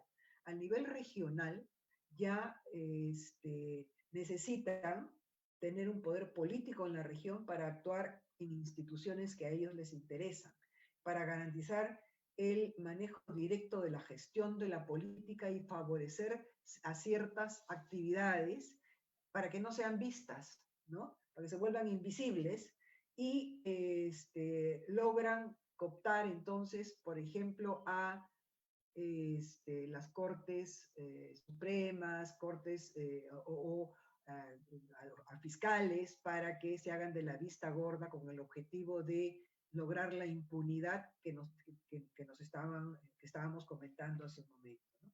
Y a nivel nacional, directamente para manejar y para dirigir las políticas de Estado. Así, por ejemplo, en relación con este tema, en el caso específico de, por ejemplo, de una relación con el narcotráfico y la tala ilegal, tenemos el caso, por ejemplo, de los hermanos Meléndez Celis, ¿no? que uno de ellos es actualmente el portavoz de uno de los partidos políticos que están en contienda y que son parte de los que han dado este golpe, ¿no? Él, por ejemplo, es el portavoz de eso, ha sido autoridad, ha sido gobernador regional de Iquitos, y además su hermano ha sido parlamentario también y fue ministro de Estado, ¿no? Entonces, ahí los tenemos, los podemos tocar, ¿no? Tienen una serie de denuncias hechas, las cuales seguramente, y ahora con mayor razón, quedarán durmiendo el sueño de los justos, ¿no? Entonces, es más, incluso, ¿qué cosa es lo que están operando en este momento? ¿No? Están operando para que salga una ley que les permita a ellos mantener el tráfico de tierras para poder hacerse de una porción mayor de las tierras en Iquitos, ¿no? Entonces, esos son los casos específicos que siguen creciendo y por eso les decía, ¿no? Estaba haciendo el seguimiento, es bien tedioso, muy trabajoso conseguir la información de las denuncias y de las condenas que tienen estas personas que han ido asumiendo la representación política en diferente nivel, porque bueno, la justicia nuestra la conocemos, demora añísimos, se archivan expedientes, los Sánchez Paredes, bueno, hace 20 años que se los está juzgando y no hay nada, ¿no? Entonces, ese es uno de los grandes problemas a los cuales tenemos que afrontar y que siguen estando presentes, ¿no? Y que se empieza de una forma y se continúa de otra. No por nada, pues Vizcarra acaba, ahí está la denuncia de 68 parlamentarios comprometidos e investigados. No todos, por supuesto, de narcotráfico, evidentemente que no, pero por diferentes motivos están siendo investigados. Entonces, eso es para decirle a Patricia que no está sola en el mundo, desgraciadamente. Estamos compartiendo las mismas condiciones, ¿no? La misma situación. Y esto es una lucha colectiva. Esto es tienen que ser políticas regionales que nos permitan salir de este tipo de problemas, ¿no? Y en la medida en que podamos coordinar, podamos trabajar, podamos compartir conocimiento y experiencia, bueno, podremos avanzar para adelante, ¿no? Eso sería todo. Gracias. Gracias, Cecilia. Yo quiero agradecerles nuevamente a nuestros tres expositores, a Cecilia, a Patricia, a Hugo.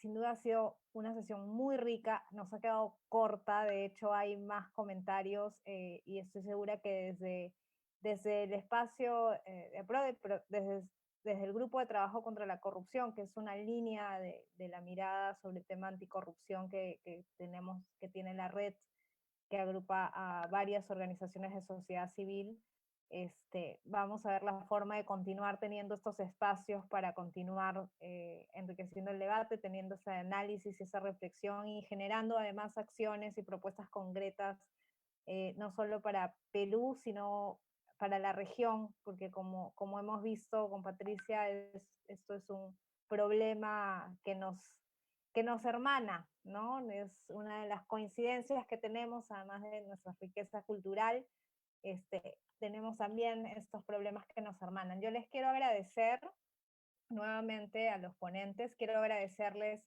a los asistentes, tanto en la sala de Zoom como en el canal de YouTube, su participación, sus preguntas.